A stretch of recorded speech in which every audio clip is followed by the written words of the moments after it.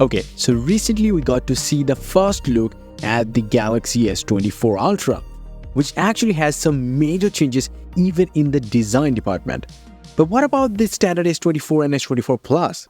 How they're gonna be differentiated from the current S23 and S23 Plus? This year, the Plus model actually getting a bigger screen than the last year's one. It's actually getting a 6.7-inch display instead of the 6.6-inch of the current S23 Plus. And that also resulting in a slightly bigger dimension. It's slightly more taller and narrower while being a slightly more thicker than the last year's model at about 7.75 mm. But that actually is good thing because the battery capacity is also going up this year. You're getting a 4900 mAh battery inside the S24 Plus instead of 4700 of the current S23 Plus. That's actually a big improvement. But also in the display department, we're getting some insane upgrades. The Galaxy S24 Plus will finally have high-resolution display. That's something that was missing for a very long time. And it didn't really make sense at $999 price tag. But even then, aside from this 1440p display upgrade, there is another improvement. It will get 2500 nits of peak brightness just like the upcoming S24 Ultra using the Samsung's own M13 OLED panels. So it's actually a big huge improvement in terms of display and the display size. But the same thing can also be said about the standard S24.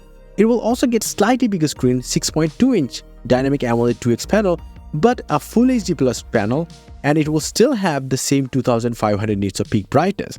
That's actually a pretty good thing, and because it's a smaller display, so in terms of the pixel per inch, it is still gonna be a little over 390, and that will also make this phone slightly more taller, slightly more narrower, and slightly more thicker, because it is also getting a battery upgrade from 3900 to finally 4000 mark. Yeah.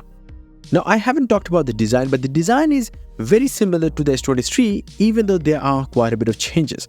Now if you look at the whole design of these two phones, there are certain big changes, but also overall it doesn't look that much different from the current models.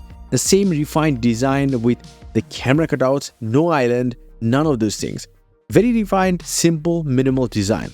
We kind of got the hint from Samsung with each and every year's launch. Finally, this year we're gonna get a proper flat-sides Samsung Galaxy S24 lineup. Or some people might say it's very similar to the iPhone. I mean, you can say it, but it doesn't matter. And also, these two Galaxy S24 and S24 Plus are rumored to come with titanium frame as well, just like the S24 Ultra. Now, in terms of charging though, both of these models will come with 10-watt reverse wireless charging, 25-watt wireless charging, but it will still be 45-watt fast charging for the Plus model and only 25-watt fast charging for the standard model. One cool thing though I'm hearing is that both of these models will actually come with a base 256GB storage option. So no 128GB base model for the standard S24. But also these two devices will come standard with 12GB of RAM. That's a big number. Now this used to be something that was Ultra exclusive, but Ultra is getting somewhere like 16GB or so. I mean, Samsung is all about the numbers nowadays. They're just doing crazy things. Also, we might see finally 120Hz adaptive refresh rate on these displays, but that's not confirmed at this point, but I will definitely keep an eye on that because that should come to these devices. Now anyway, other than that, we're not hearing that there are any other camera changes or so.